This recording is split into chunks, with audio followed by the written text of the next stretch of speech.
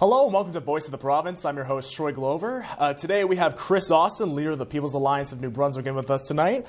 And the topics are going to be including just a wide variety of difficulties or topics having to do with the province up to date. Now, Kris, it's been a while since we've kind of had you in here, hasn't it? Yeah. It's, well, I think the fall, shortly after the election, time, maybe, something like that, yeah. Since then, like, the election kind of just stopped off. Now, do you find, like, since the election has ended, you've been in the legislature for a bit now, have you and your elected party members adjusted well to legislature life? I think so. A lot of work, of course, goes into it. Sometimes they're long days, but it's all about, putting forward the things that we campaigned on to see that, they're enacted in government as much as possible. I know the fall was a whirlwind. We went through 2 throne speeches, and now it's just a matter of getting your feet under you and trying to navigate the process of the legislature and how it works. And it's been going pretty good. Now, how active and involved has your voter base been since you and the 3 MLAs have been elected in? Like, do you still like hear from people every day? Yeah, it's been good. It's kind of funny because normally when you run in an election, after the election's over, it kind of nosedives in terms of public awareness and buzz. Not this one. It's like you hit this plateau with the election. And, you kind of expect it to kind of go down, but it's just been going up ever since in terms of, buzz and discussions and support and people talking, which is good because it engages people. It gets them involved in the democratic process and how things work. So I'm excited about it. You guys, during the election, you guys heavily usually use the help of social media and whatnot to get out to most of your supporters. Isn't that correct?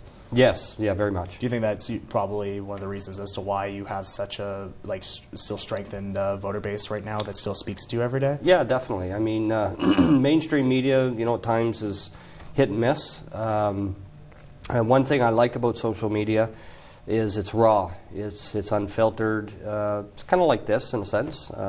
There's nothing really scripted. I know you've got a few questions you're going to ask, but generally speaking, you ask the questions, I give the best answer I can, and it's authentic. There's no there's no teleprompters or no script. It's raw and real, so it's good. All right. Now, going into some of the stuff that happened last night, the Higgs government had to withdraw some legislation last night. Can you tell some of the people at home a little bit about the PC bill that was on for the committee yesterday?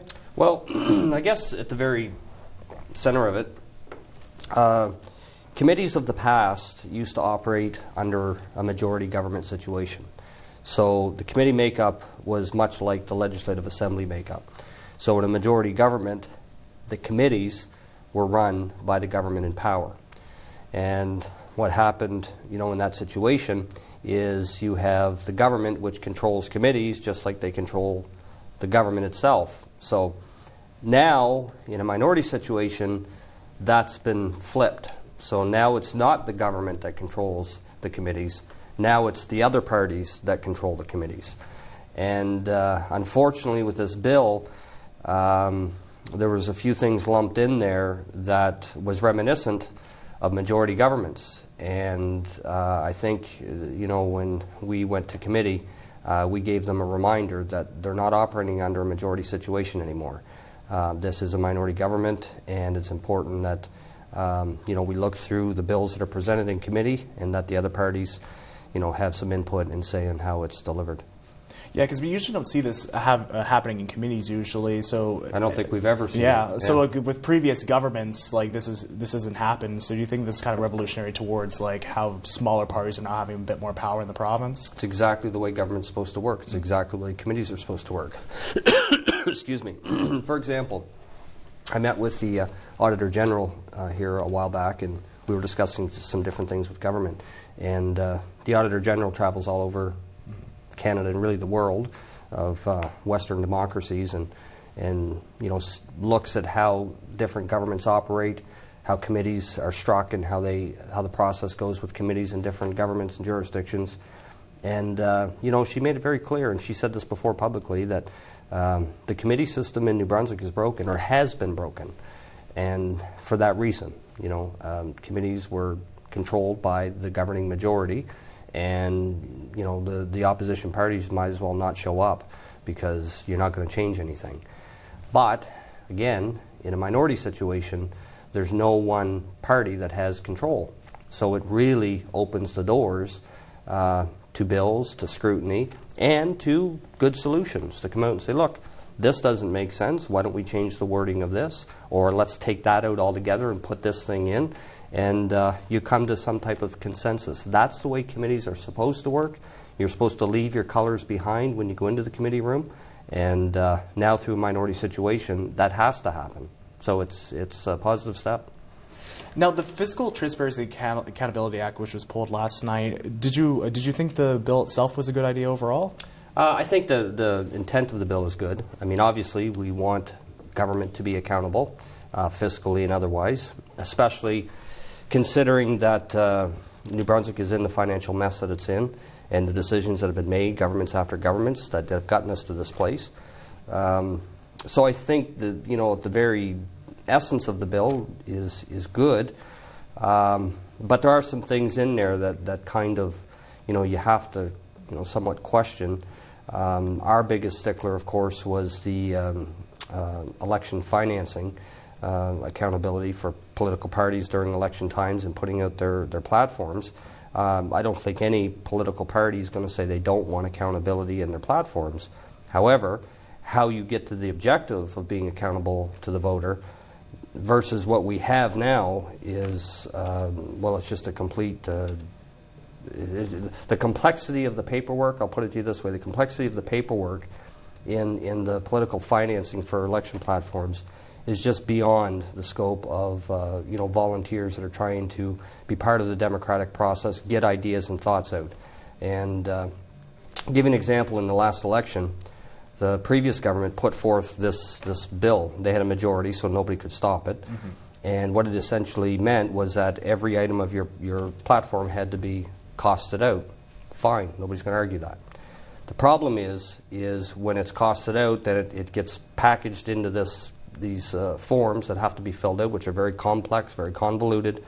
The forms then have to be submitted to Elections New Brunswick, so there's a lot of time involved in filling out those forms when, the team should be getting the message out and campaigning, but whatever. And then if the party at some point between the submission of those forms and then trying to campaign on an idea, if it doesn't line up with those forms that you submitted, then at the end of the election, you could potentially be taken to court. So as a leader, you're stuck with any new ideas that may come out, you can't present them. So it stifles the democratic process.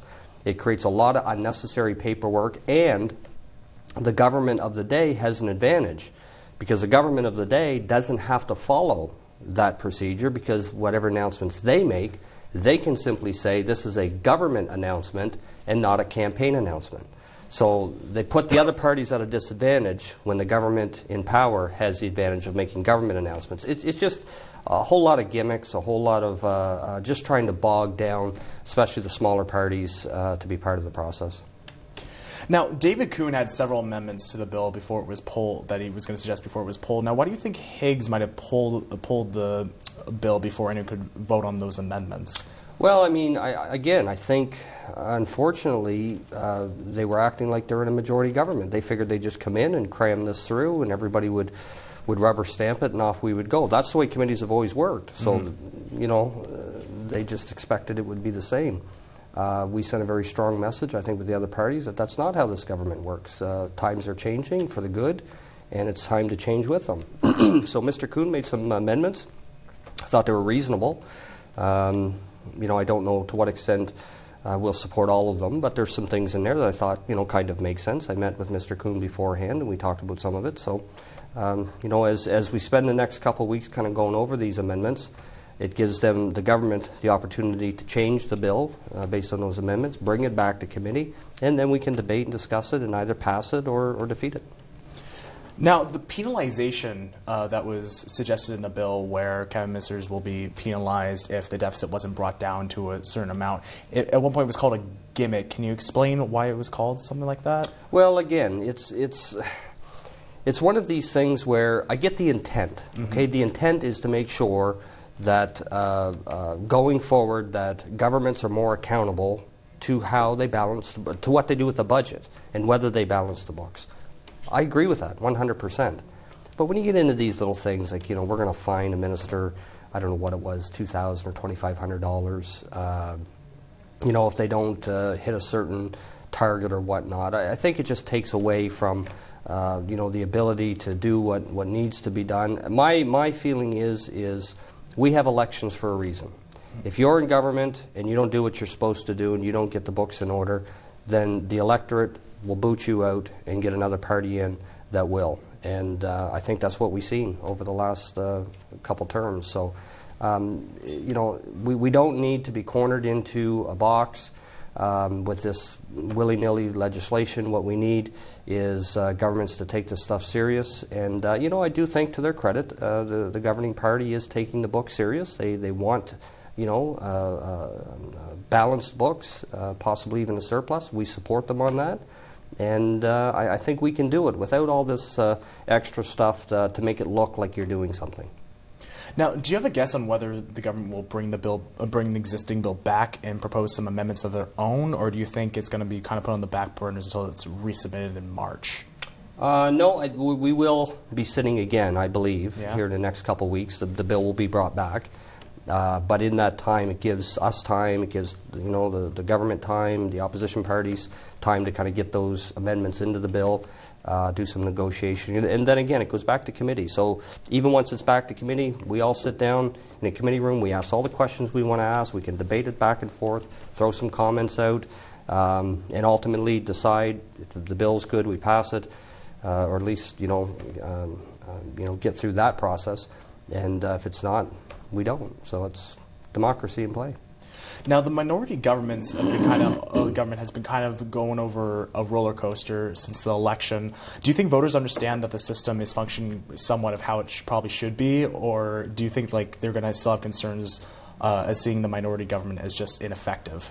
Ineffective would be the last thing I would think of this situation. I think most people out there love what they're seeing today. I think that's what they've wanted for a long time, and rightfully so. Because again, there's no one party that calls all the shots. This is a time where you genuinely have to work together. I'll put it to you this way. As a party, we would take things much further. I get concerned sometimes that the government is just a little too timid on some of these files. And I'm a believer that we have to have decisive action. We shouldn't be tweaking this and tweaking that. We need decisive leadership, and I've offered that to the government. I said, look, make some bold moves. We need bold moves, and we will support you on it if it makes sense. So it's good.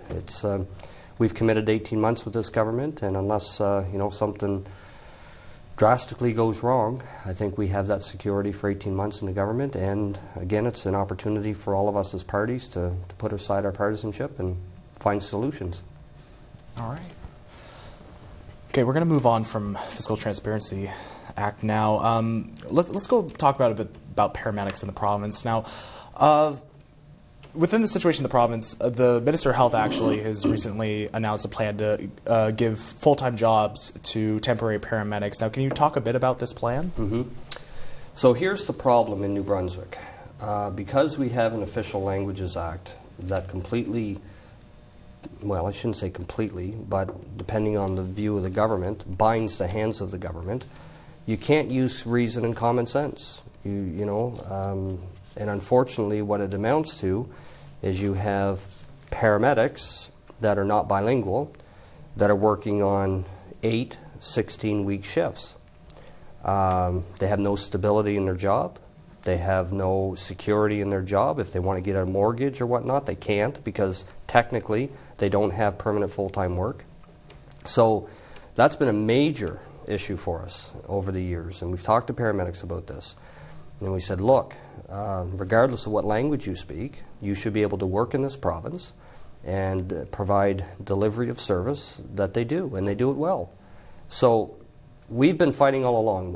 McAvoy put out a ruling, the arbitrator between the union and the employer, to basically say, look, these unilinguals that are applying for these jobs should not be given part-time status. They should be given full-time status, so that they can go out, fill these ambulances. So when and people say, well, why?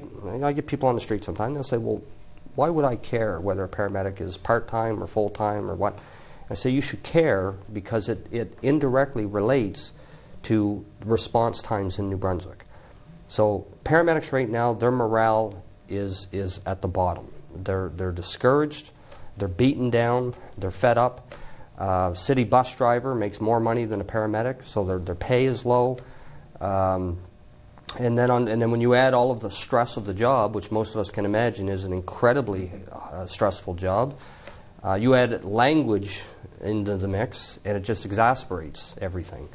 And I get beyond frustrated with it, because if I was in government today, make no mistake about it, McAvoy's ruling would be in place. This language nonsense would be put aside, and we'd be delivering service to all New Brunswickers. However, when you got a government that's not willing to do that, we get what we can out of it. And what we did get out of it is these part-time paramedics getting permanent full-time work. It's not everything we wanted. But it's a little bit in the right direction. Now, how important is the plan for paramedics that have been working as part-time but might now be able to get full-time status because previously it's the language barrier between that was a difficulty? So the way it works, according to the directive from the Minister of Health, which we negotiated with him quite a bit on, so a job posting will come up for a paramedic in a certain area, and it will say, list the requirements, and part of the requirements will be bilingual required. We're not talking bilingual like one. I'm so sorry, actually. It seems that we have to break cut the break right now. Sure. We're cutting a break right now, but please stick with us as we continue to talk to Kris Austin about issues having to do with the province of New Brunswick.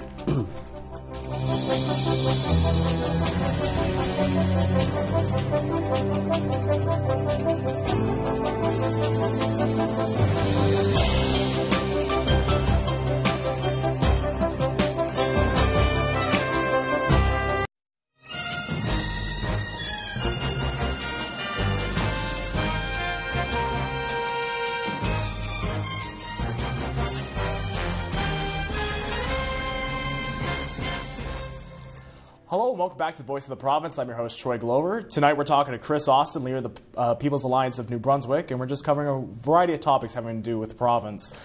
Did you want to continue what you were saying about paramedics before we went to break? Yeah, I think we were talking about the recent decision by the Minister of Health and the directive to ambulance New Brunswick. So I guess just to get back to the way it used to work, you'd have a job posting that would come up, say in Doketown. Use Doketown for an example.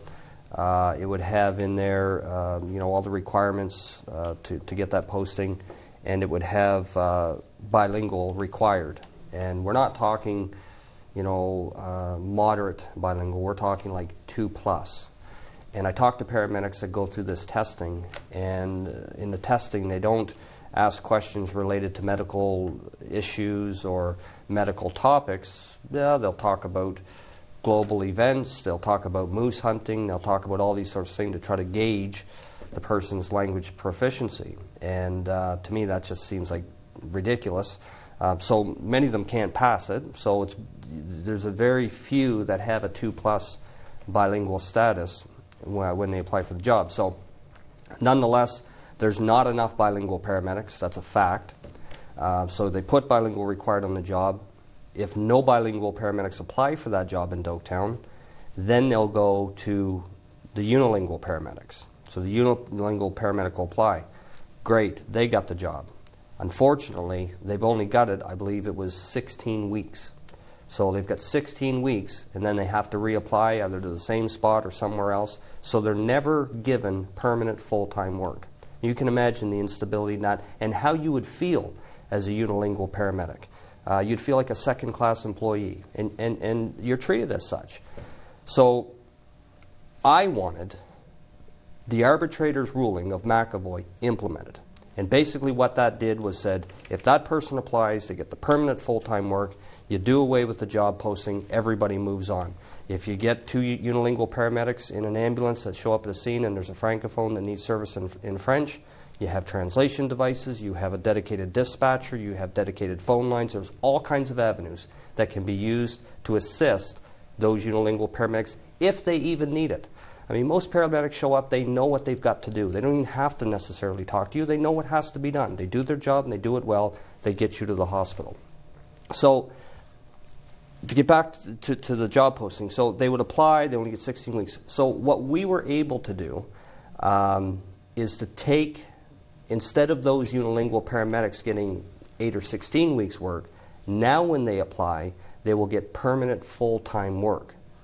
If in the event, and I say in the rare event, because again, we do not have enough bilingual paramedics, but in the rare event a bilingual paramedic applies for that job because they keep that posting open, then the unilingual paramedic still has permanent full-time work. They haven't lost their position, but they may be put on either that station or a station within a reasonable geographical area in collaboration with the union. So they're not going to move paramedics from Doketown to Edmundston or from St. John to Bucktouche.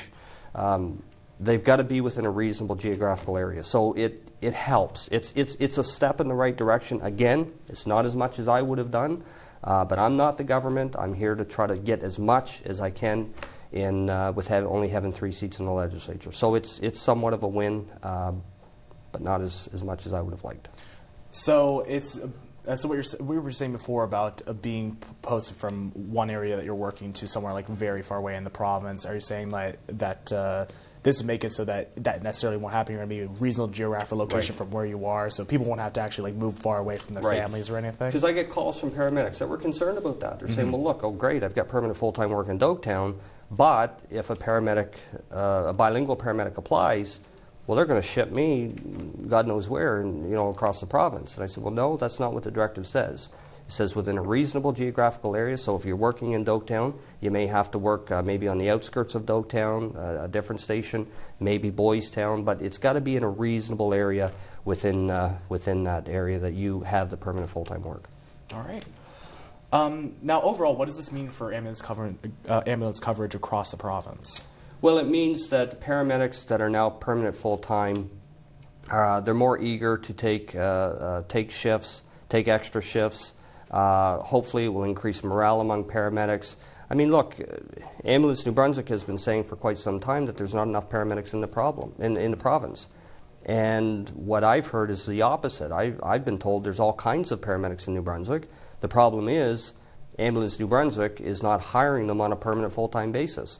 So you get paramedics that are demoralized, they're frustrated, and they still are today. Make no mistake about it. This is only a small step. There's much more to do, but they're beyond frustrated. So you've got sick calls, you've got offers for shifts that they won't take, and so as a result, in the end, it affects response times indirectly. So what we said is, look, this is a small win. Let's take it. And let's build on it from there. So now, with the additional full-time paramedics, does this mean that there's going to be more ambulances, or is it going to be that the ambulances already are there to be used, or just going to be more efficiently used across the province? Yeah, it would mean that ambulances are not going to sit idle. And we've heard many accounts of ambulances sitting idle for a 911 call, the station. And I've had that happen in my hometown of Minto a couple times, twice actually. Paramedics were called, ambulance was called, station's literally 3 minutes up the road, but it took the paramedic in the first instance 32 minutes. In the second instance, it was over 40 minutes with a paramedic bay station 3 minutes away because, again, the ambulance was sitting empty. So this is a step in the right direction to make sure that ambulances aren't sitting empty anymore. All right. Okay, so we're going to move away from paramedics now and focus a little bit on the Auditor General's report here. Now, according to the latest Auditor General's Auditor's General's report, for some reason can't say auditor, our province now owes $17 billion in debt. Now, is this province in serious financial trouble right now? Incredibly. There's no question about that. We've known that. That's no surprise to us. Per capita, we are the highest debt in the country. Every day, just to give you an example, when we have credit cards or lines of credit or whatever, I mean, we're based on an annual interest rate. So every day we pay so much in interest. When we make minimum payments, there's a certain amount of that is in interest. Every day in New Brunswick, the province pays just under $2 million every day just in interest. So think about that for a minute. $2 million on a daily basis that we could be putting into health care, that we could be putting into education, roads, infrastructure. It is incredibly disheartening to see where we're at today and to look at the spending over the decades of projects and money wasted and decisions and make-work projects and looking after your friends and buddies on the taxpayer's dime. All of this has accumulated to what we have today. So we've been very adamant in the campaign, and we still are, even with the government. And again, I give the government credit on this file because they're serious about it too. If you look at the capital budget, they dropped it. I think it was $250 million. We're going to be in budget consultations for the main budget, which I expect will be balanced or a surplus is what we're going to fight for. And if that means some cuts to unnecessary projects, fine, or delay them, whatever it takes. But we've got to redirect that money into essential services. I was at the deck here, the Chalmers Hospital in Fredericton a few days ago. My wife, of course, is expecting, so we had her in to see the doctor. Everything was good, but I dropped her off at the door, and I spent about 20 minutes driving around that parking lot into the overflow, but it was packed. I mean, you couldn't find a parking spot. You go into the emergency room, there's people sitting everywhere. You walk down the hallways, there's patients in the hallways. It's at a bad situation, and that's healthcare. We can get into education, we can get into roads, we can get into the plowing during this winter season. It's going to take some serious work to get the books in order. Now, your party knows that there's $2.8 billion owed with no clear direction on how to recover it. Mind-boggling. Yeah. In what ways is the money owed, and how exactly do you think we call the debt in? We don't know a whole lot of specifics. Some of it is in loans that have been given out that have never been, paid back. It's all kinds of things. And the interesting thing is, as the Auditor General said, there's no mandate given to either Service New Brunswick or any other government department to say, get that money back, recoup that money, measures and procedures to make sure the province gets the money. That's a big chunk of change. So if you got even a third of that back, that would go a long way into balancing the books. And what I would say is, when we get the books balanced, we've got to then take a portion of that money, and instead of spending it on new projects, let's take the money and let's reduce taxes. Let's reduce fees on people. We've advocated for motor vehicle registrations. Instead of, paying these vehicle registrations every year, let's allow people to keep more money in their pocket, and let's not do it every year. Let's do it once. Register your vehicle and move on. So the money that you're saving, you can spend where you want it. It's little things. We've got to find ways to get money back in people's pockets or allow people to keep their money rather than just continuing to feed this big machine of government spending. All right. Now, branching off again, talk about a little bit about education in the province. Now, for the last 10 years, our province has continuously been pulling the emergency brakes on French immersion programs. The report says that this results in a poor performance in the programs. What exactly would you say went wrong? Specific to French immersion? French immersion. French immersion it has been a failure. Listen, I hear people say to me, oh, you can't say that. It's a fact. 90% of the students that go through French immersion don't make it. And that's just the reality. So you've got, just to give you an example, 60% of students that enroll in French immersion, they quit before graduation. So they start in French immersion, then they pull out. The other 40% that follow through to graduation, only a small percentage of them actually meet the proficiency test at the end of it. So we're spending all this money. We're creating these two class of systems, no pun intended, but you have streaming that's going on where the English classes are being over full. You've got children with special needs that need special attention that are not getting the resources also put into these big English classes, whereas you have the French immersion classes, which are generally smaller. They generally don't have any special adapted learning issues in those classes. So we're breaking our children up into these. And I said, I don't understand it. Like, why don't we have a system like other jurisdictions in the world where all the kids go into school, they all learn math, they all learn English, they all learn French, they all learn history. It's so they learn together.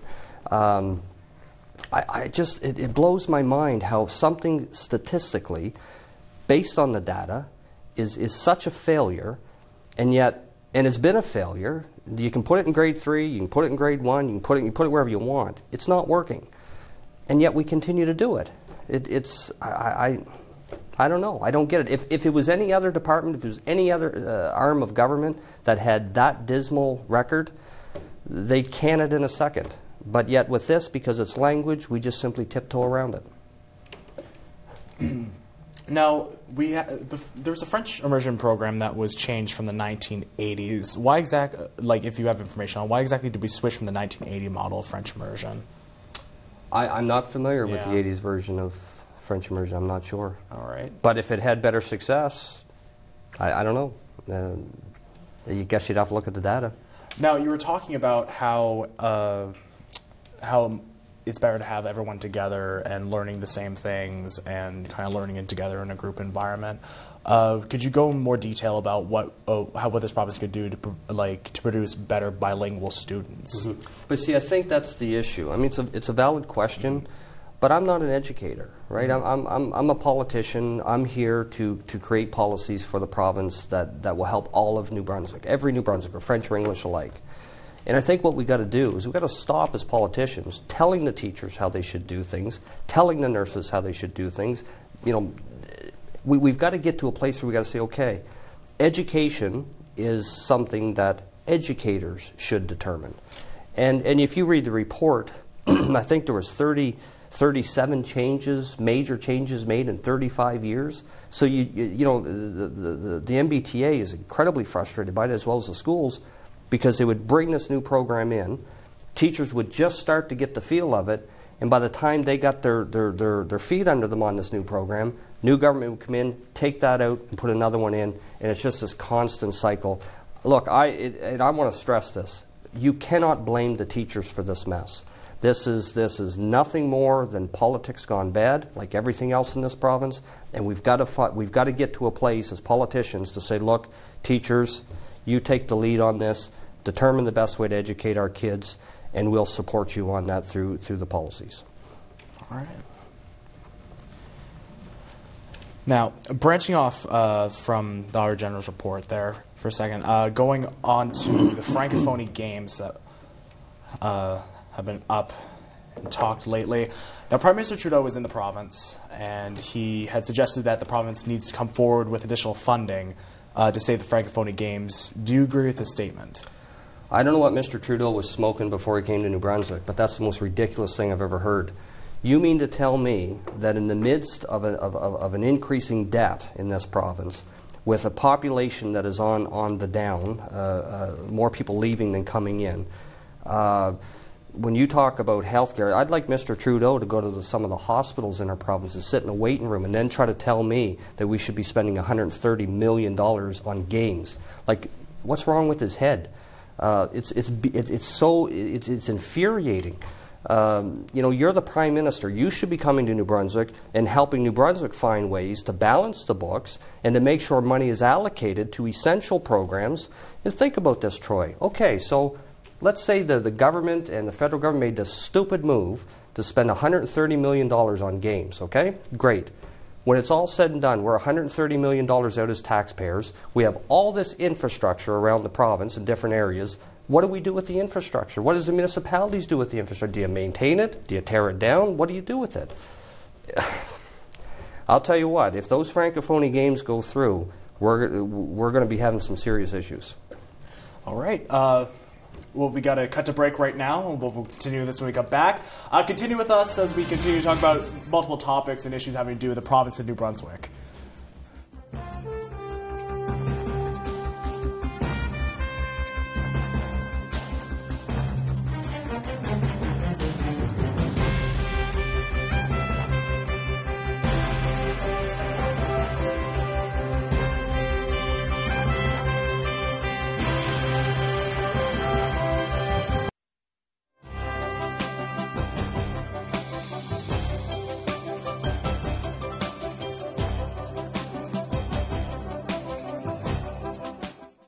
Hello and welcome to Voice of the Province. I'm your host, Troy Glover. Tonight we're talking to Kris Austin, leader of the People's Alliance of New Brunswick. We're just talking about a variety of topics and issues having to do with the province. Now, we were talking about, before we went to break, the Francophonie Games. Now, the province's original commitment under Premier Gallant was $10 million. Now, the price tag, as you said earlier before the break, has skyrocketed, basically. What would you say went wrong? Lord, who knows? I'm hearing rumors that there's some connections with the former premier and who sat on the board, and hard to say how money changed hands and what was decided. I don't know. All I know is that the whole thing is just a complete waste of time. One thing, again, I'll give credit to the government. They seem to be holding firm on it. Of course, we're holding their feet to the fire that not one more dime than the $10 million that's been allocated originally for these games. Even that amount I have an issue with, but hey, if they're willing to pull these off for the $10 million, it's going to bring in, I believe, about 3,000 people, so that will give some spin-off to the local economy to get some of that money back. I can somewhat live with it, but if you're talking $130 million, like, give your head a shake. It's just beyond stupid. Now, what happens if there's simply isn't any money to pay for the event, if the $10 million just isn't going to cut it? You don't do it. Don't do it? You just don't do it. All right. The games will not go forward. All right. Now, major events like this are often bring positive tourism, as you just said. It could bring in about 3,000 people, booms small and local business in the region. Now, can argument be made that the increased investment in these games might be an offset by local revenue earnings, or do you think that just it's not feasible that $130 million will be able to be replaced just by 3,000 people? No economist is going to convince me that having these games with 3,000 people here is somehow going to bring in $130 million to the economy. No. The bottom line is it's going to cost taxpayers. And the thing is, it doesn't matter. Even if the federal government comes in and says, yeah, we'll give the full 120 of the 130 million, and the province kicks in 10 million. Well, at the end of the day, I'm still scratching my head because I'm thinking, well, that's still my money. It's federal taxes, but nonetheless, it's coming out of my pocket. And if you're going to spend $120 million on New Brunswick, I can think of a whole lot of other areas that money would be better invested in, like roads, healthcare, education, and on it goes. No, there's no reasonable way. These games are going to, bring in that kind of money to the economy in New Brunswick. It's short-lived, and again, the other issue is, you've spent $130 million on these games. A good chunk of it's going to infrastructure for different whatever stadiums or fields or whatever they got to do to hold the games. What do you do with them after? The municipalities, are they responsible for these things? Do you tear them down? Do you maintain them? And what's the cost of maintaining them? And what are they being used for? The list goes on and on. Now, the original cost estimate is about $17.5 million, and now it sits at $130 million, where people are saying that they need that. Do you think event organizers are just very much overestimating how much money is needed for this sort of I don't games? know. I really have no clue how they went from 17 to 130 million, I don't know. I'd love to be a fly in the wall, excuse me, when those discussions were taking place. I don't know. I'm as dumbfounded as every other taxpayer in this province on this one. Now, like, say the games are canceled. Usually we're on the hook for costs incurred by the game's governing body. Will there be procedures in place to audit these costs to ensure that we're not being inappropriately charged? I tell you, I would hope, and we'll certainly push the government to make sure that they minimize those costs to the max. I don't think we should be paying one more red cent to this debacle.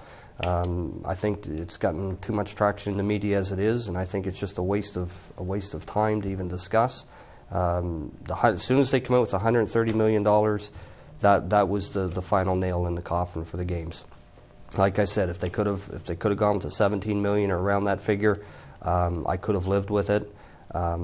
Still, again, with the economy getting a little boost to the economy, but no, not at the current price tag.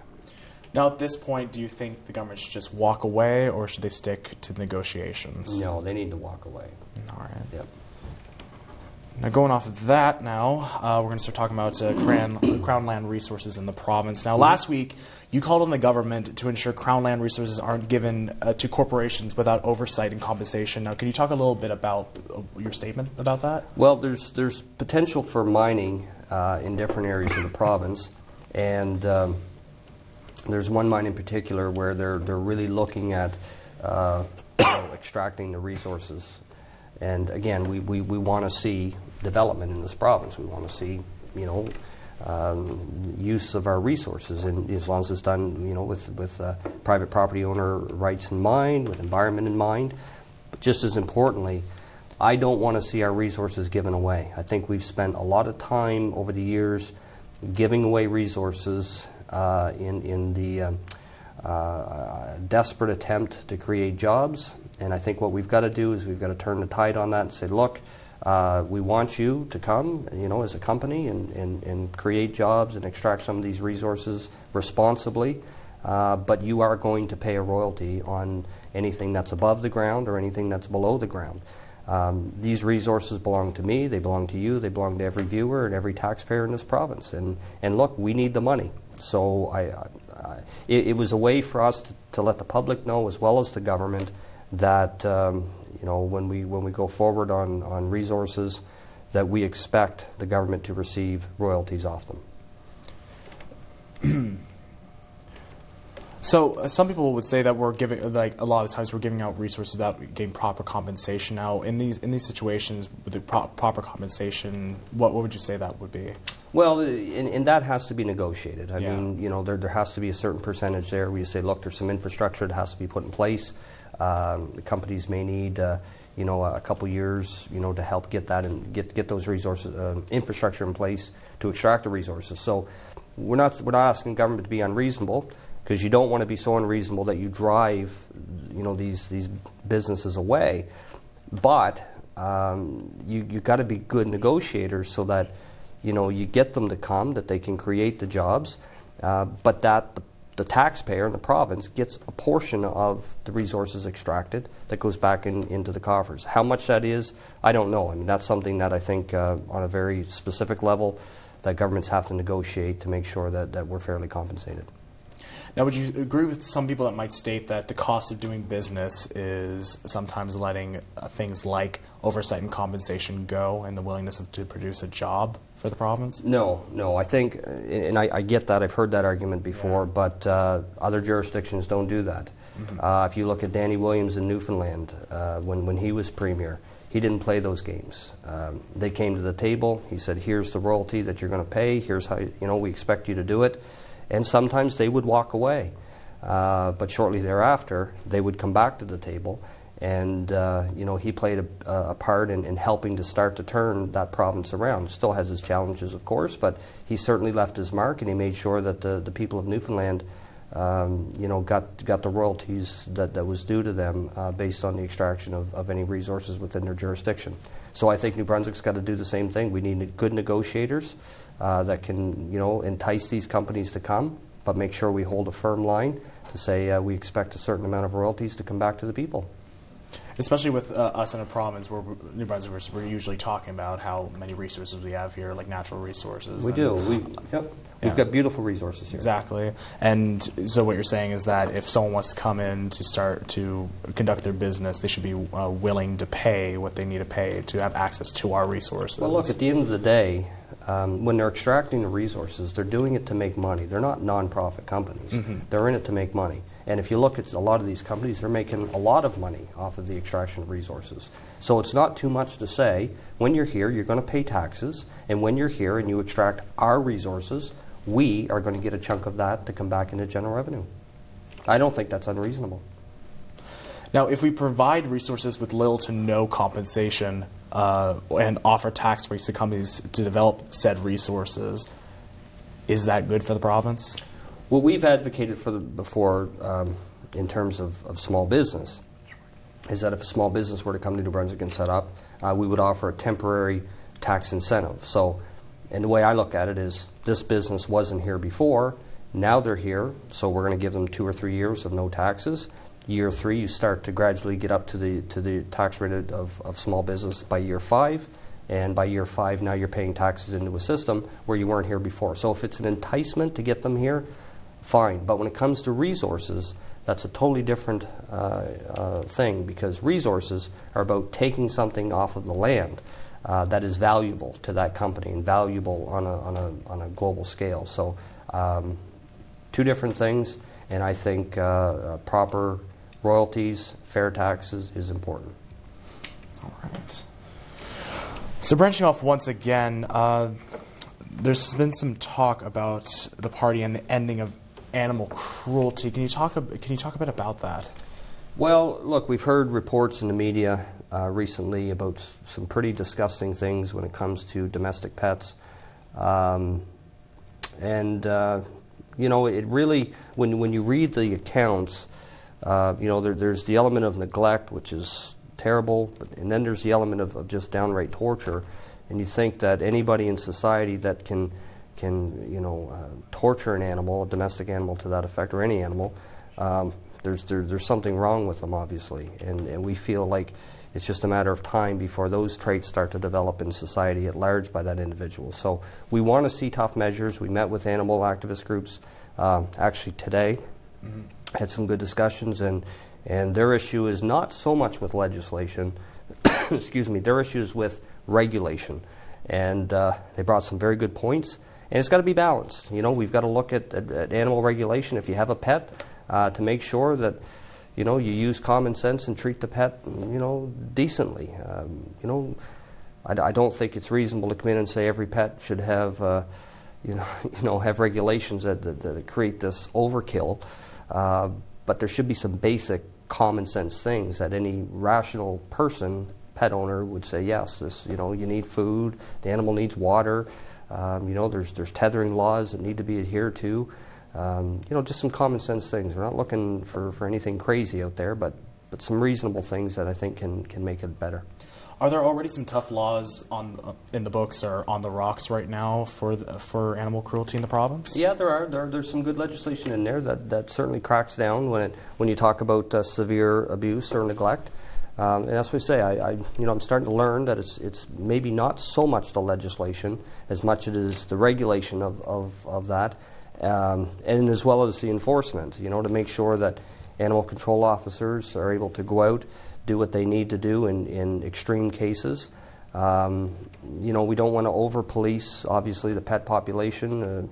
We don't want going into homeowners and for needlessly, but when there's significant reason to go in and animals are being mistreated or tortured, I think it's only reasonable that we have proper legislation, good regulation, and strict enforcement. All right. Usually we don't usually hear parties talking about animal cruelty or anything. Why do you think that more parties have made this kind of a I don't know. I mean, I'm a pet owner. I had a yellow lab. He was a good dog. Treated him, as part of the family in a sense. Now we have a couple cats. I'm more of a dog guy myself, but my wife's more into cats. So we do have a couple cats, and again, we treat them as any pet owner should.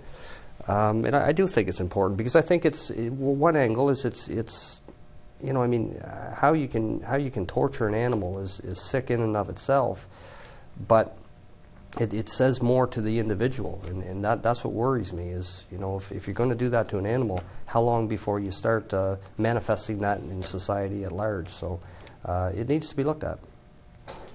Now, you were talking earlier about how legislation just isn't being properly regulated. Could you explain that a little bit more in detail? Well, the group that I met with today, they had a kind of a code of conduct sort of thing that does need approval, I believe, from cabinet or from the minister to make sure that you have legislation, but that the regulation underneath it kind of gets more specific and detailed on how animal control officers can actually enforce it and make it practical on the ground. So again, and it's about balance.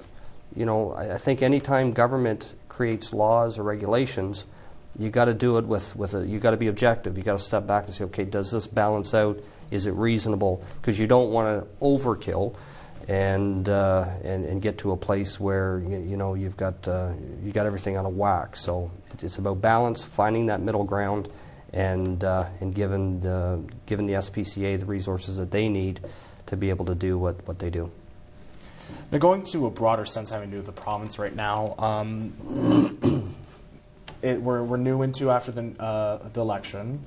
It's been a couple months since it in fall. How do you see the Higgs government doing well in the province for his 4-year term? There's been some disappointments, I'll be honest. The paramedic file was a disappointment. We don't feel like we got everything we wanted out of that. On fiscal matters, I think they're doing quite well, and we've supported them on that, and we've pushed on it because we're like-minded in that. We believe New Brunswick is in some dire fiscal straits here, so they seem to be taking that serious. Capital budgets, again, they've lowered that dramatically as we get into pre-budget consultations with the government. We expect to see more of that. And again, it's not about cut. It's about managing the finances properly. Stop doing things that don't make sense. Take that money, put some of it against the deficit to balance the books, and take the rest and put it towards programs that need it. You've got to realize the previous government raised almost $1 billion in extra revenue. So, we've looked at the books, and I'm very confident that we should be able to balance it when the time comes. All right. So sorry, but it seems that's all the time we have for tonight. I'd like to thank Kris Austin for coming in and talking with us tonight. Thank you so much, Kris. Thank you. That's the end of Voice of the Province for tonight. Tonight we're talking to Kris Austin, leader of the People's Alliance of New Brunswick. Covered a variety of topics concerning New Brunswick. I'm your host, Troy Glover, and I'd like to wish you all a good night, and thank you for watching.